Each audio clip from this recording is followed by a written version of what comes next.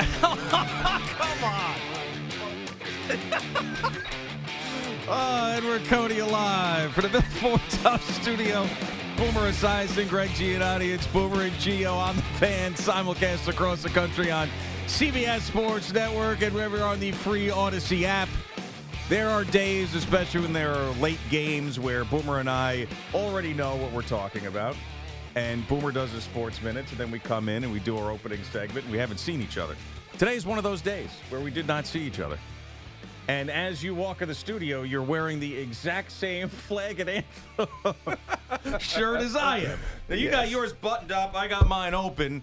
But it's the same exact shirt. Yeah, so, well, I guess I can unbutton it if you'd like me to. No, it's okay. I mean, I think it makes it a little bit different. I could button mine if you want, but I mean, yeah, I just got it yesterday, and I love it. It's, me it's too. unbelievably soft and comfortable. Sounds like I gotta wear this tomorrow. It's a little cold out in the morning. I'm going to throw it on. Yeah. And there you are. You have the same damn shirt on. Well, I tell you, this is the first time because they have they've sent us a lot of stuff over the years. It's amazing. This is the first time this has happened.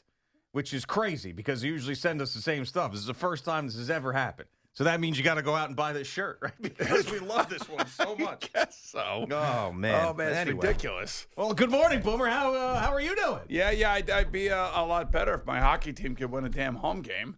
Yeah. You know, it's amazing to me. It's you got a goal, though, man. It's a start. They get a goal, very quickly, by the way, and then all of a sudden stop playing for the first period. It's amazing, and I said this last night. I put it out there on X, and I said, you know what?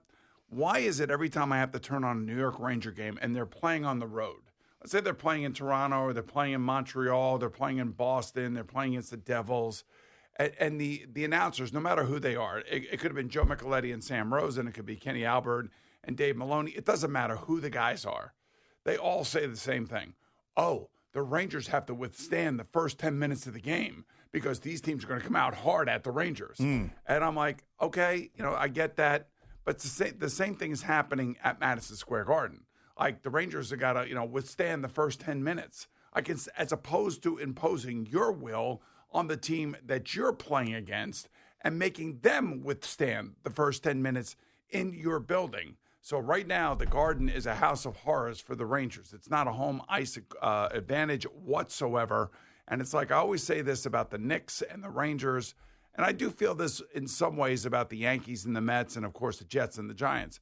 I do believe that teams that come from out of the city that come here to play, especially on Broadway in Madison Square Garden for basketball and football games, want to just absolutely hammer the Knicks and the Rangers. It's almost like a playoff game for those teams that are only here once a year.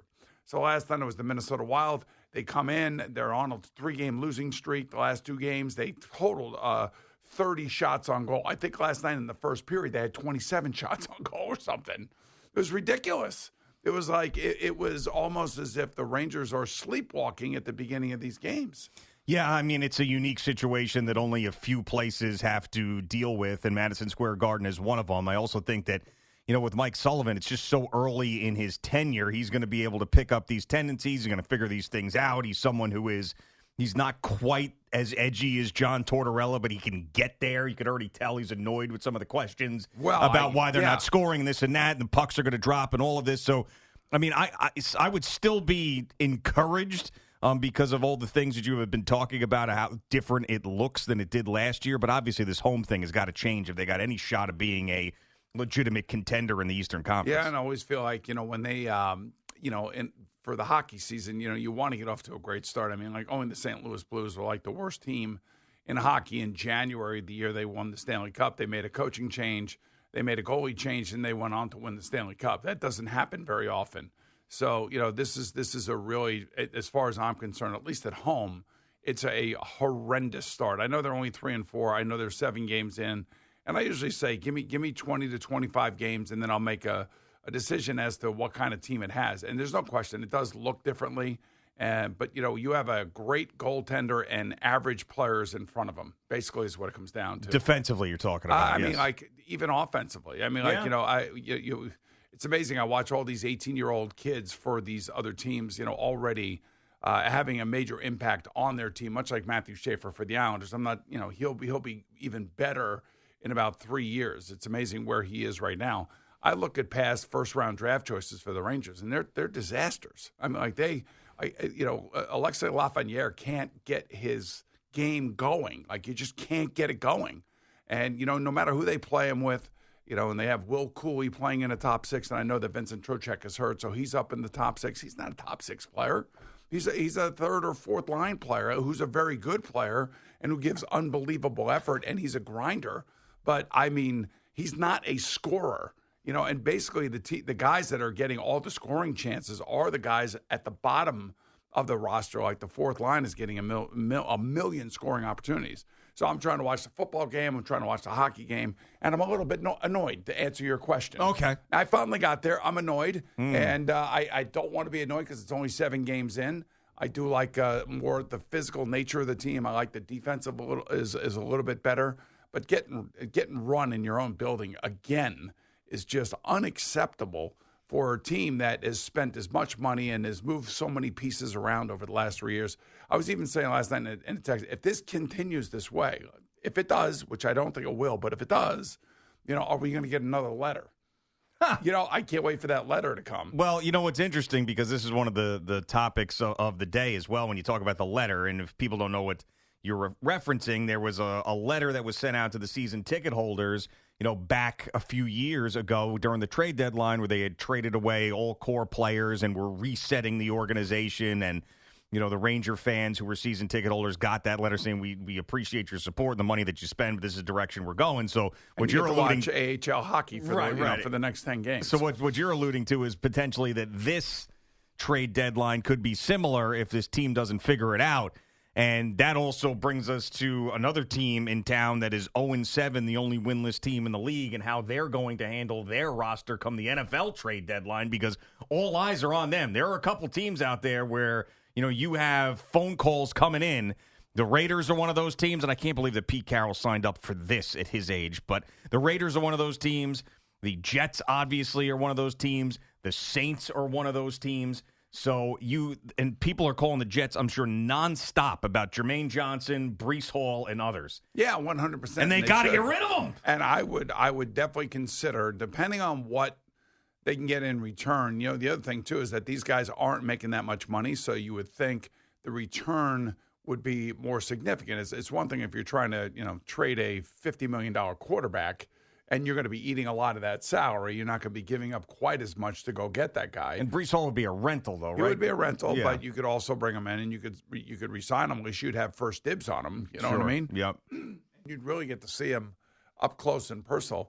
The other thing I was thinking, last week we were talking about how the Giants would be in the market of a top-line wide receiver, whether it be Jalen Waddle, whether it be Chris Olave, and we were talking about all of these potential decisions that Joe Shane would be making for the Giants. Had they won the Denver game, yeah, different story. I kind of think that they would still be in the mix for thinking about maybe acquiring one of these wide receivers. Maybe they still are, I don't know. But that Denver game, losing that game may have altered the thought process of trying to add a top-flight wide receiver if there's one available. Yeah, I mean, and Jalen Waddle apparently, because of the Tyreek Hill injury and Chris Greer, it's one of his few great draft picks that he's had down there.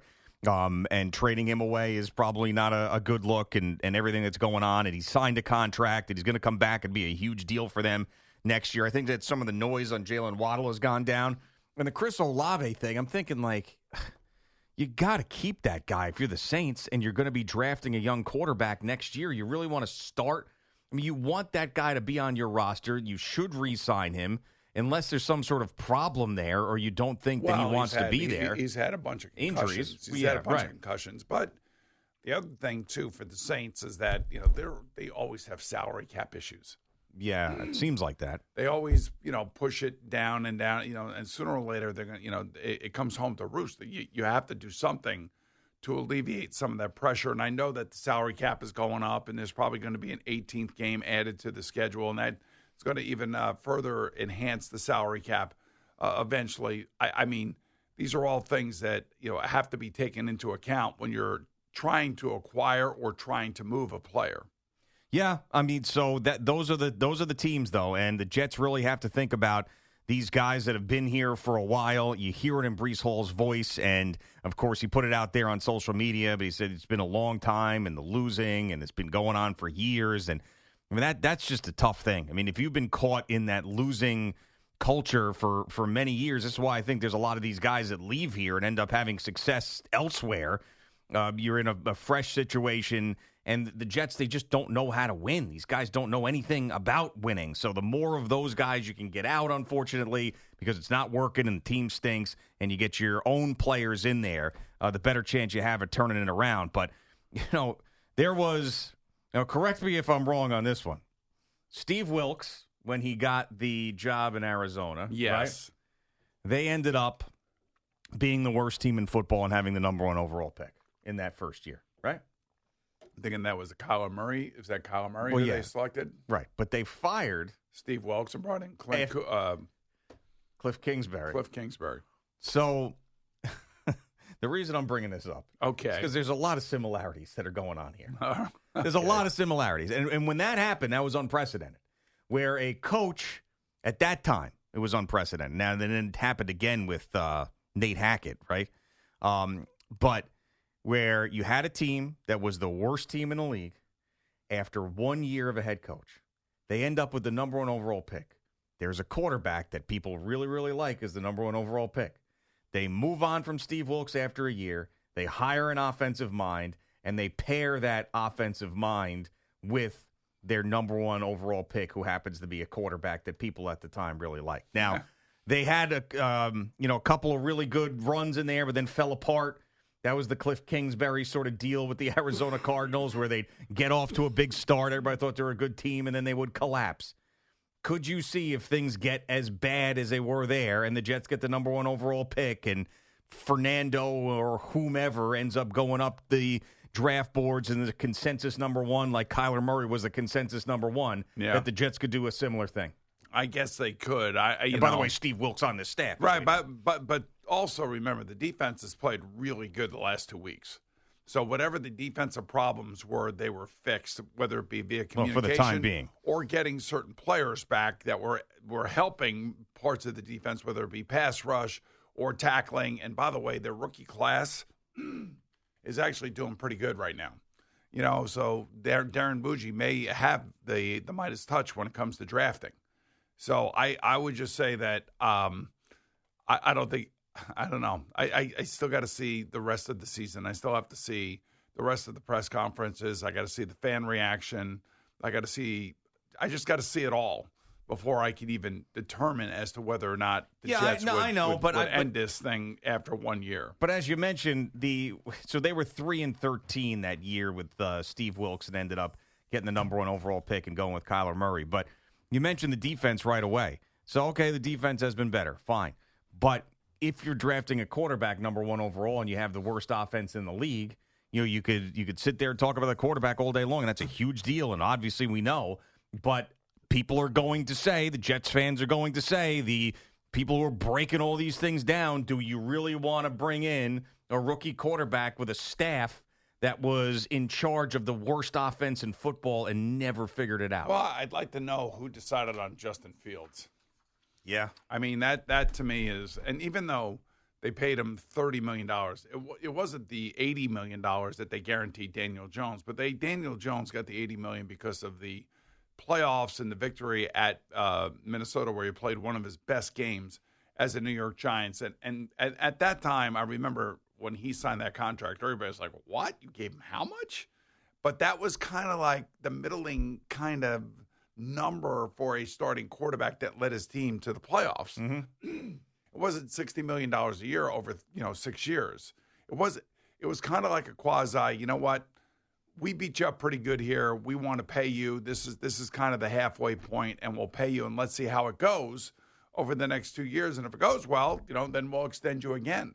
But he got hurt, and the Giants fell into the same kind of pattern that they had fell into prior to him getting them to the playoffs. So that was ultimately what led to now Jackson Dart leading the franchise and Daniel Jones going to Minnesota and then going to Indianapolis. A lot of that had to do with Daniel's propensity for injury. Sure. Yeah, no, absolutely. And he missed a lot of games over the years. When he did play, there was only a few flashes, and what's going on now is still remarkable to me. I mean, still the best he's played for an extended period of time ever.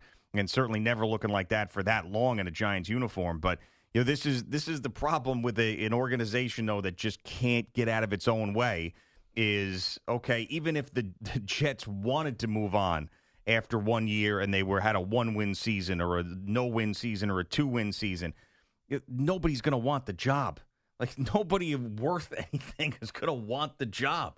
And that's really, and it's just this cycle of going on and on and on and on. So, I mean, unless you end up overpaying for a guy who's just going to come here, and then it sort of was like what the Knicks were going through for a while, just going to throw a bunch of money at people who are going to sit here with their feet up for the rest of the time. But unless they're going to go that route, they're going to, I mean, Aaron Glenn wanted to come here because he had a relationship with the Jets. I don't know how many coaches actually wanted to be here. Well, I do know this, that, first of all, there's going to be firings. We always know that there are going to be firings all over the league, and there will be certain coaches that will be available, whether they be on the offensive side of the football or the defensive side of the football. So if they decide to stay with Aaron and they show some improvement and they make some trades, I will say this. If they make some trades and they start dumping some players, they're keeping the present group here, because the present group here is setting up for next year. Like, now, you can't make these trades now and then think you're going to fire somebody. You know what I mean? But didn't they also hire, remember going back the timeline where, didn't they hire Aaron Glenn before Darren Muji? I think they did, yes. Yeah. So that adds another wrinkle into this thing and why you can't do this stuff. So let's say you said something very important there of so far the rookie class is pretty good, looking pretty good. Okay, Well, how about they make some trades and people around the league, because Woody Johnson's paying attention to that stuff, and there's people like us or people on the NFL Network saying, "Oh man, like Darren Muji did a nice job at the trade deadline, the return that he got." But then the Jets are still horrendous, but Darren Muji is moving up the board, and then Muji's like, "Hey, listen, we're going to draft this quarterback. I love this guy. The guys we have here that I had no say in hiring, that you hired, not so good. I'd like to go in this direction." I mean, maybe he gets a little more power in that way. Well, this is why but these are the things that happen with bad organizations. I know, but I also know that Muji, who came from Denver, which was Sean Payton, which is directly related to Bill Parcells. All of this is Bill Parcells people. Yeah. So they're all supposedly, they need to be working together and collaborating and getting this thing right. So it starts with the draft. Unfortunately, they made the wrong decision for quarterback. And I would imagine if I'm Darren Muji and I'm the scouts that are representing the New York Jets, we are going to every Fernando Mendoza, game. We're going to every Dante Moore game. We're going to every Lenora Sellers game. We're going to every Cade Klubnik game. These are all the quarterbacks that will be evaluated, and there will be a decision as to who will be the number one overall pick. I mean, there's some good kids. I don't think there's anybody that really jumps off the page. I mean, Mendoza has played really well. His coach has said nothing but great things about him. He's played a number of college football games. He transferred from Cal, so he's right in the mix right now. He has to be. Yeah, I mean, I would just look back and say how we can't have what happened to Sam Darnold and Zach Wilson and Geno Smith happen with this next guy. We can't. So if we don't believe that the coaching staff in place can handle a young rookie quarterback, and we're going to watch that guy struggle here and get caught up in being a Jet, then we got to move on. So if the coaching staff ends up and gives you a 1-16 season or an 0-17 season, even a 2-15 season, and they don't get better and they got the worst offense in the league, and they could give you all the excuses in the world, I'm sorry. I'm just not bringing that rookie quarterback into that situation. I will say that the Mendoza kid out of Indiana, he will have played somewhere around 34, 35 college games, and he will be, I think he'll be like 23 years old by the time the draft comes around. So it's not like you're drafting a 21-year-old or a 20-year-old. You're drafting a kid that's played at, two different universities, and he's gotten better every year. And right now, he is leading Indiana to its highest ranking in who knows how long. And he's playing better and better each and every game. So, he will be right there at the top. And they'll be discussing about, him, the quarterback from Oregon, the quarterback from South Carolina, the quarterback from Clemson. All these kids will be the ones that are evaluated. But I will say the thing about Mendoza that is intriguing is that his size, he's big, and he's got a hell of an arm, and he's gotten better, each and every place he's been, to the point where his college coach can't say enough good things about him. All right, Boomer and Gio just getting started on this Tuesday morning. We've got Jerry Recco joining us in a little bit. We've got a World Series matchup in place.